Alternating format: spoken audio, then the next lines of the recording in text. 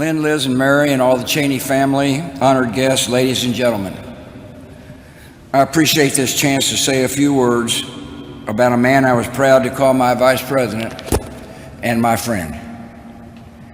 Though not a happy assignment, I do consider it an easy one because there was so much to like and admire about Dick Cheney. Dick was a stoical man, and I doubt he left his life with any complaints about the time given to him or its end. He was also a grateful man, grateful above all for 3 loyal, loving women who shared in his journey. As I quickly discovered in 2000, when you choose one Cheney, you get 4. His busy and purposeful life was an adventure they experienced together. In a family so close, you dread the day when the circle is broken. Lynn and the girls, Heather, Phil, and all the grandchildren, he sure loved you all, and he was proud of his family. I hope it helps to know that many people in this country share your sense of loss, and we're here today as your friends. 25 years ago, I had a big choice to make, a big job to fill.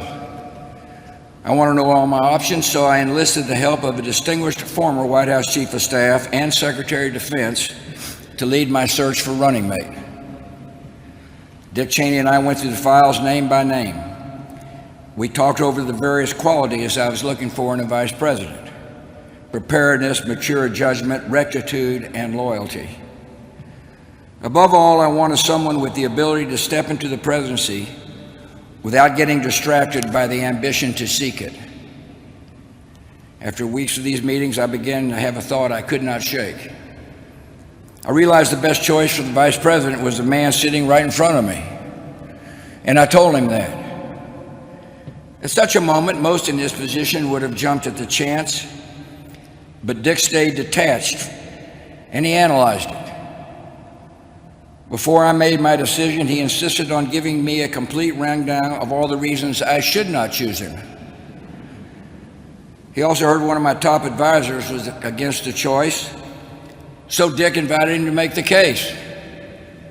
As he did so, he sat there unfazed and expressionless. In the end, I trusted my judgment. I remember my dad's words when I told him what I was planning. He said, "Son, you couldn't pick a better man."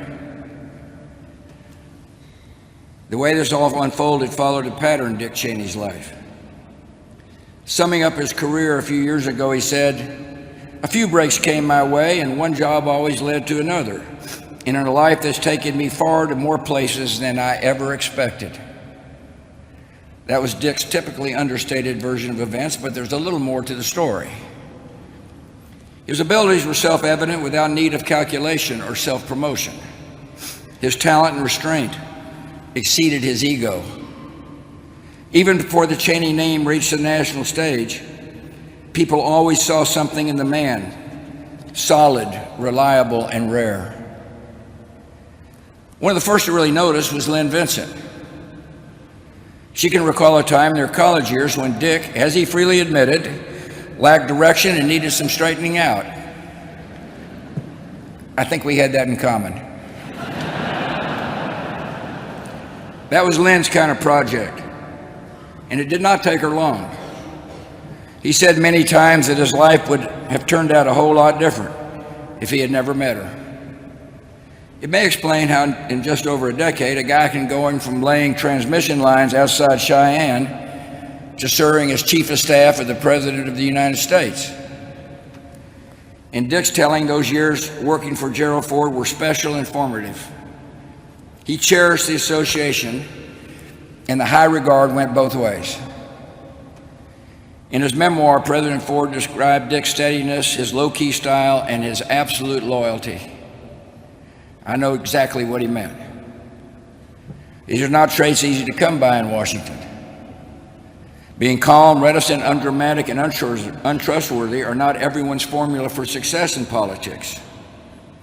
But they were the Cheney way, and they worked. I'm reminded of a renowned senator who once gave this advice to a junior colleague. Perhaps he said you could occasionally allow yourself the luxury of an unexpressed thought.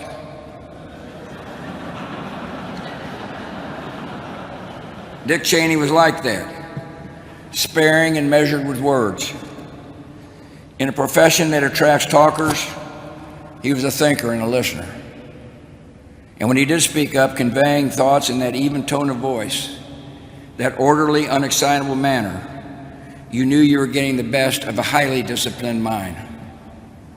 No colleague, no legislator, no foreign leader who ever met Dick Cheney ever doubted that they were dealing with a serious man. Of course, not every political counselor is cut out to be a political candidate. But Dick Cheney put himself to the test and never lost an election. In fact, it happens that he and I both ran for Congress in 1978. And let me just say the Republican wave didn't reach West Texas that year. He told me a few times what it's like to campaign in Wyoming. Lots of small gatherings and long drives. It's easy to imagine the impression that young Dick Cheney made when he was asking for the vote. I wish more Americans got to know Dick Cheney the way the folks in Casper, Cody, and Laramie got to know him. Smart and polished, without airs. Courteous and approachable, seeing everyone as an equal, a gentleman by nature, and a true man of the West. Dick was funny and easygoing in a style that his public image never caught up with. Though we can all agree he wasn't your standard issue politician. If any voters came hoping for a kind word and a hug, they'd have to settle for the kind word. But you can't question the appeal of the only person from America's Mountain West ever elected to national office. On that score, history should record that I chose my vice president not once, but twice. In 2004, he offered to step aside in case I wanted to replace him. I thought about it for a while, but after 4 years of seeing how he treated people, how he carried responsibility, how he handled pressure and took the hits, I arrived back at the conclusion that they do not come any better than Dick Cheney. Colleagues from every chapter of his career will tell you that he lifted the standards of those around him just by being who he was, so focused and so capable. In our years in office together, on the quiet days and on the hardest ones, he was everything a president should expect in his second in command. In moments of testing, Dick Cheney was the model of concentration, alertness, and composure. His memoir was titled My Time. His time produced an old breed of public servant, defined by their substance and character.